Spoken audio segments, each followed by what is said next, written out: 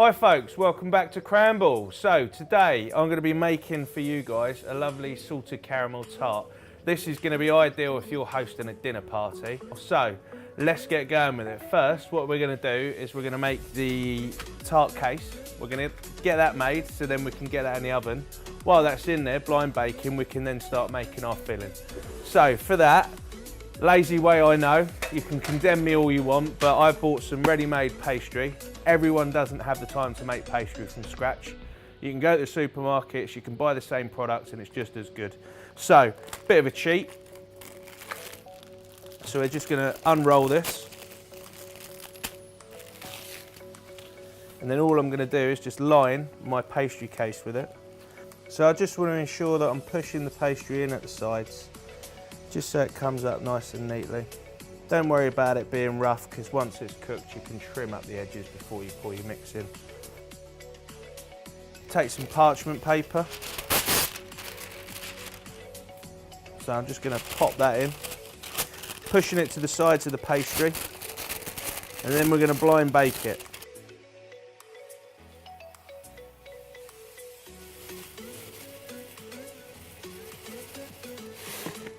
So with the beans, I'm just going to make sure they're pushed right down into each corner and push right in so they're pushing up against the sides as well. And then I'm going to bake that on around 180, probably for about 10 minutes, check it, and then keep checking it after that every couple of minutes. Right then, so now we're going to go on to actually making the caramel filling. So I've got cream, sugar, egg yolks. This is for the first part, so we're going to make pretty similar to an anglaise, and then that's going to go and be the base of the actual salted caramel tart. So for that I've got 500 ml of double cream. I'm going to start bringing that to the boil. So I'm just going to bring that up slowly to the boil just to get the heat into it. I don't want to make it so it catches and burns the bottom. The sugar, I'm going to add that to the egg yolks, and then I'm going to whisk that through. So once this base is made, the next stage is then I'm going to take the other sugar that I've got and I'm going to pretty much take that to burning it. Take it to a caramel, just take it a little bit further, just so it starts to burn. And then I'm going to add this mixture to that, take it off, strain it. I'm going to cool it down before I put it into the tart. And then when you cook the tart, you cook the tart low and slow. So I'm going to cook it around 90 to 100 degrees in an oven. And you're just cooking it until it cooks out and it's nice and set. And then you pull it out, chill it. You can leave it in your fridge for a day, and then it's ready for whenever you party, or even if you just want a nice slice of pud when you get home.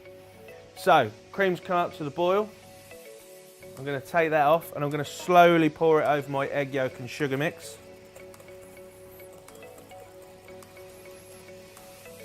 So the thing is here, you don't want to add it too quick because you don't want those egg yolks to cook and split and curdle. That's not what we're after at all here. So just pour it in slowly, just making sure that everything's mixed in really nicely. Right, now this part is done, let's move on to the next. Right, I've got a heavy base pan, and all I'm going to do now is add the other amount of sugar to it. All the recipes will be online. So what I'm looking at doing now is making a caramel with this sugar, so it's a dry caramel. So you've got two different sorts, you've got a wet or a dry. Obviously the wet one we add water to it. The dry one is just predominantly sugar. So all I'm going to do now is take that just a little bit further than the caramel itself, just so you start to think you're burning the sugar. And then I'm going to add this mixture to it, but I'm going to do that off the heat as well. And then I'm just going to add salt. So I've got some sea salt that I'm just going to add, but that's going to be done to taste.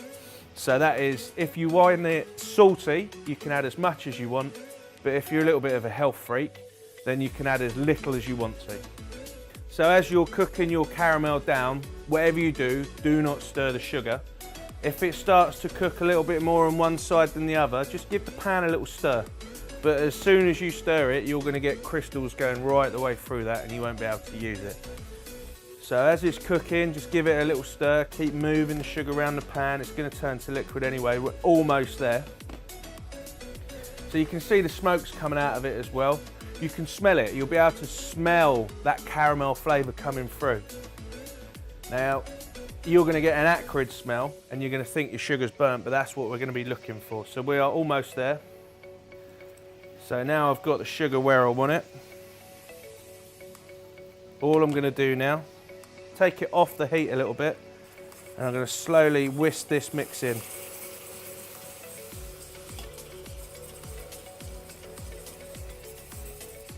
And you're going to have a lovely golden brown colour.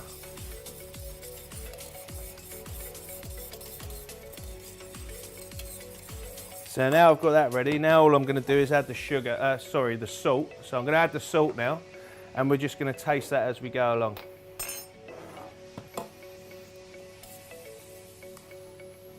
So I'm going to start with a couple of pinches first. Whisk that right the way through.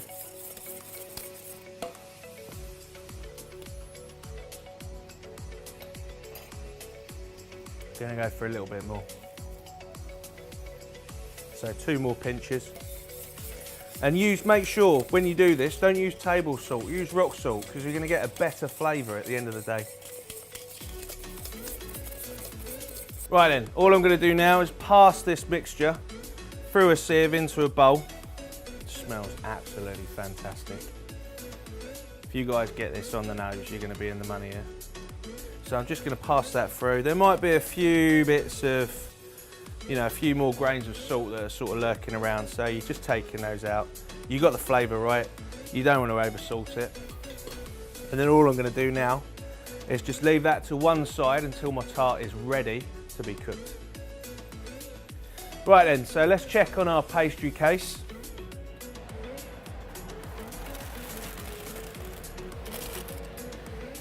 So it's been in there for a total of around 25 minutes now, cooking out. So all I'm going to do now, as it's been cooking, I've been taking out the beans as I've been going along. So you're cooking it evenly as it's working its way in.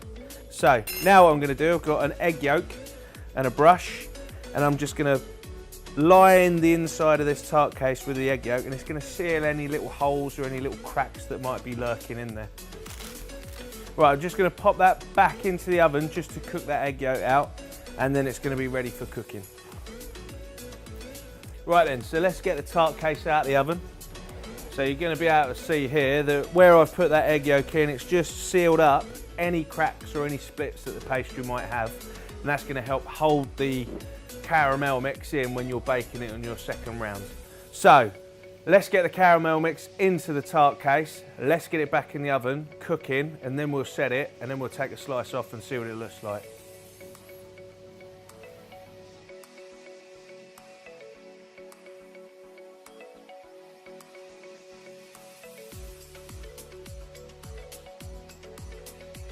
Right, now I've got the mix in there, I'm going to put it in the oven for about 20 minutes at about between 90 and 100, and I'm going to cook it until that stops wriggling.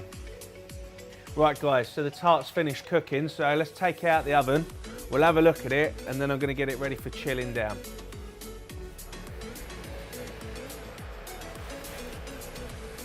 Look at that. So that's what you want there. So what I'm looking for is when I shake it, it's got a nice little wobble on it. So then I know that it's cooked to perfection. All I've got to do now is pop it in the fridge to set. That's going to take a few hours. If not, leave it until the next day, and then it's going to be bang on perfect. Right then guys, so our salted caramel tart should be nice and set now. So let's get it out of the fridge, get it trimmed, get it cut, and see how she's looking. So it should break away.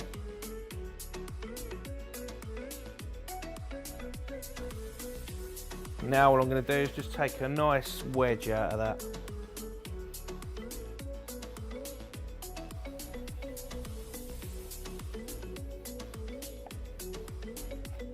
And there we are, look at that. Perfect wobble, cooked to perfection. And there we go. So that is my salted caramel tart.